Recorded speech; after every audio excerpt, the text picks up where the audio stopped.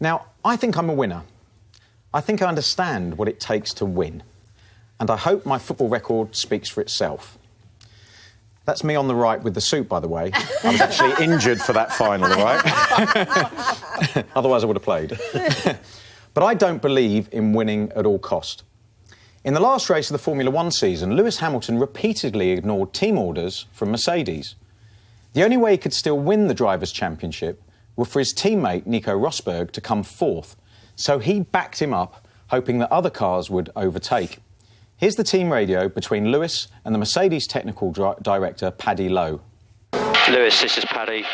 We need you to pick up the pace to win this race. That's the instruction. Paddy, I'm actually in the lead right now. I'm quite comfortable.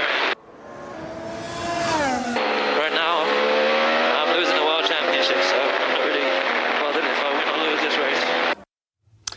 Now, even though what Lewis did was within the rules, to me, it's not in the true spirit of sport. As a sportsman or sportswoman, you should try to do your best, not try to make others fail. You might end up with the medal, but if you win at all cost, the big loser is sport.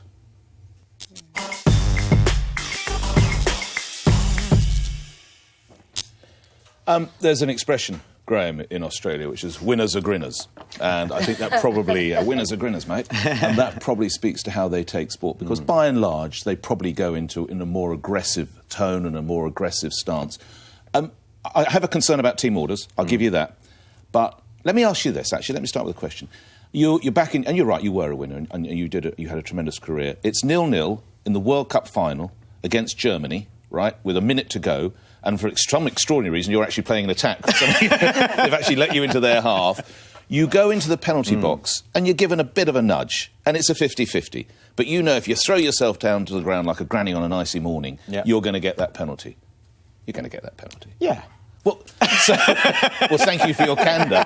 So doesn't that speak to... I hear about team orders because actually I think in these instances these young men are being paid like tens of millions of pounds. And that's the point I think that Niki Lauda, who's a very famous driver, is being made. You're paid 20 or 30 million quid, you pretty much do as you're told. I think racing drivers are a strange breed in that their lives really... I mean, I know you can get bad injuries in your game and rugby players can get bad knocks, but those guys' lives really are on the line. They're a very strange... Because one of my sons is actually in motor racing, so not at that level, but BTCC, which is quite a big level. So they're very fixed blokes. So to sum it up, you would do it if it were get England. The fans would expect you to do it. I'd expect you to do it if it wins the World Cup. So... I hear with team orders, but winners are grinners, mate. But I think the description or the example you've given in that situation, a football context, is different. If I'm honest, I think within a team, a football team or a rugby team, when you're working against another team. You still have the components within that team that all have to work together. So I have to sacrifice certain things as a player to my team in order for us to be successful. A striker, you could say, is a bit more selfish. They take a shot when maybe the pass is on, because 3 out of 5 they might score, a good striker. So Alan Shearer, who I played with for many years, I would say, he had to have a more selfish attitude than me, who was a provider. But ultimately, if he only ever thought of himself and never thought about anybody else, then that would damage our success. And for motor racing, where it's slightly different, you've got a team but individuals. And actually, if you... Are you there to win or compete? No, but you're there... Are you there to win or compete? You're there to win, of course. Thank you. Yeah, but when you... But there's different ways of winning, that's my point. But surely, that motor racing is an individual sport. You have a backup team, but it's not a team sport. Yeah. You are out there to win. Hamilton worked out that the only way he could become world champion was if he slowed the race down so someone could overtake from behind. Right? That's what he wanted to do. Yep. He was exactly right. I mean, do you remember when Ben Ainsley won? I remember being in Sydney watching Ben Ainsley, the sailor, win by blocking the Brazilian. So I think Ainsley came 64th and the Brazilian came 65th. But wherever the Brazilian went, he blocked him off. Right? That's what it is. It's about winning. This isn't winning at any cost. This is winning. This is his attempt to become world champion. But it is winning at any cost in the sense that he's damaged the values that have been placed on them by the team, which is Mercedes. So another sport is cycling that's comparable.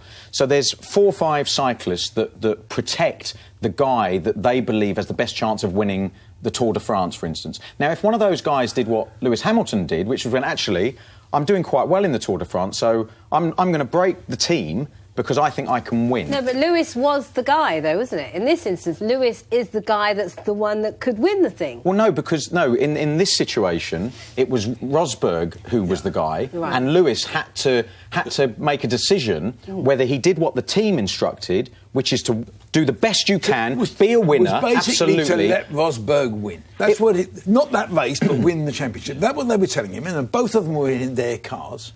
And I fully understand Lewis Hamilton saying, I'm not doing that. I'm going to do it so that I can try to win. And the only way I can win is slow this race down so the others overtake him. But to the cost of the cost of the team and the values of the place. Team? Because they are a team. They both drive for Mercedes. Mercedes had already won the team championship. Constructors, yeah. So you would... also, if Lewis wins, the team is still there. What's the point? What's the problem? It's still a Mercedes driver that's won. Let's have a quick look at what Hamilton said about it. Fine.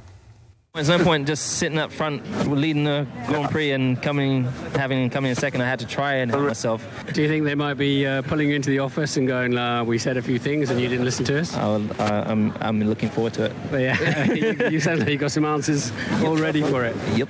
Yeah. So, I mean, I said earlier on, show me a good loser and I'll show you a loser. And you don't want to...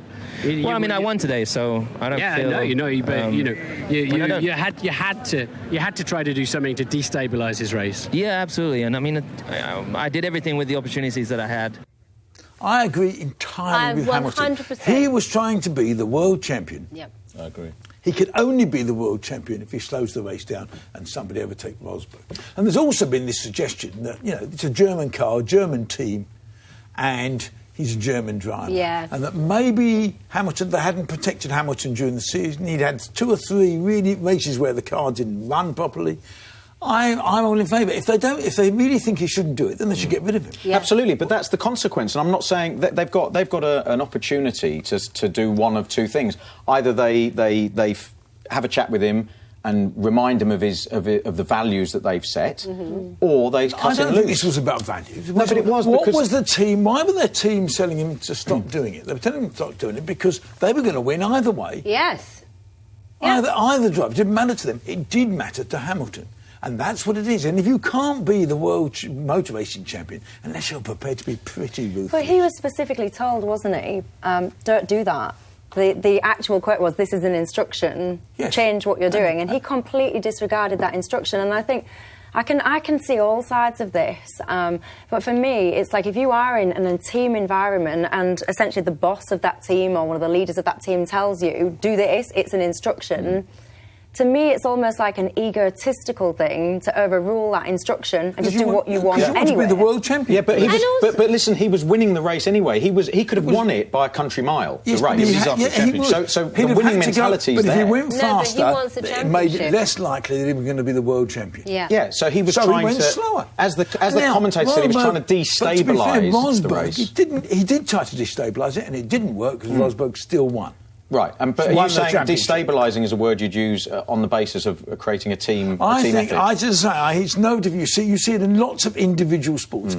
In team sports, it's much more difficult. And I don't think this really is a team sport. This isn't rugby or football where everybody's playing for the same outcome and you all have the same agenda. This really is an individual sport that's kind of under the banner of a team sport, but it isn't. So also the difference is Mercedes...